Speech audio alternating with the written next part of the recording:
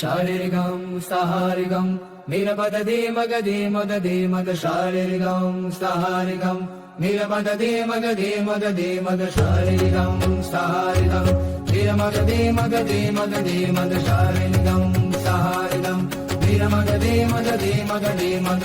मत सफर हमें जानो फिरता है फलक बरसों, तब खाक के पर्दे से इंसान निकलते हैं।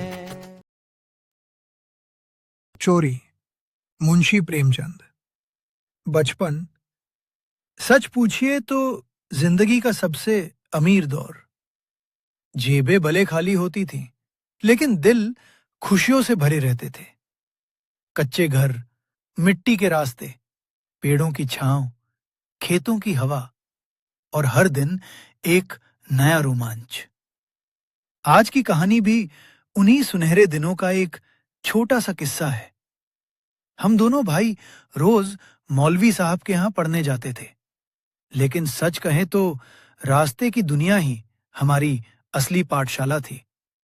कहीं बाग का माली मिल जाता, कहीं तालाब बुला लेता, तो कहीं किसी मदारी का खेल।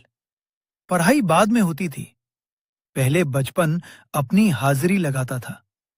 उस जमाने में 1 रुपया, अरे भाई, वो तो बच्चों के लिए किसी खजाने से कम नहीं था।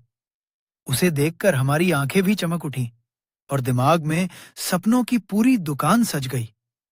अब सवाल था, इस खजाने का किया क्या जाए।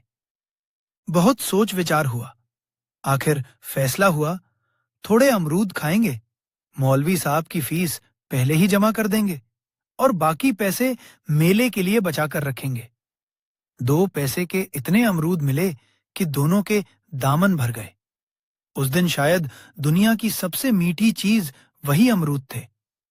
12 आने की फीस समय से पहले मिल गई तो मौलवी साहब भी खुश, और हम दोनों ऐसे इतरा रहे थे मानो कोई बहुत बड़ा कारनामा कर दिया हो। मेले की खुशियां अभी शुरू भी नहीं हुई थी कि घर में रुपया गुम होने की खबर फैल गई। अब हमारी सारी बहादुरी धीरे धीरे हवा होने लगी। घर पहुंचे तो सवालों की बारिश शुरू हो गई। डर के मारे हम दोनों की बोलती बंद थी।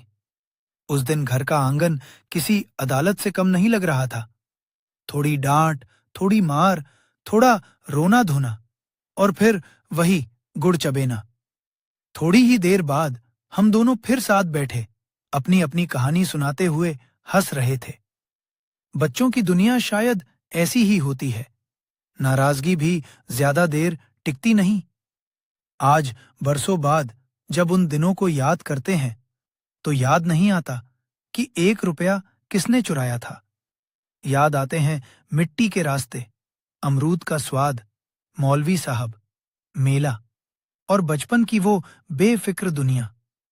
कुछ किस्से इसलिए नहीं जीते जाते कि वे बड़े थे, बल्कि इसलिए याद रह जाते हैं क्योंकि वे बचपन के थे। ई चौपाल। प्रेमचंद की चोरी किसी अपराध की कहानी नहीं, बल्कि बचपन की मासूम शरारतों की कहानी है। गांव का जीवन, दोस्ती, छोटी छोटी खुशियां और 1 रुपए का रोमांच, यही इसका असली आकर्षण है। इस कहानी को पढ़ते हुए लगता है जैसे हम भी अपने बचपन की किसी भूली हुई गली में लौट आए हों। शायद यही प्रेमचंद की सबसे बड़ी कला है। वे घटना नहीं, पूरा जमाना याद दिला देते हैं। मिलते हैं जल्द ही अगली कहानी लेकर। बने रहिए हमारे साथ। धन्यवाद।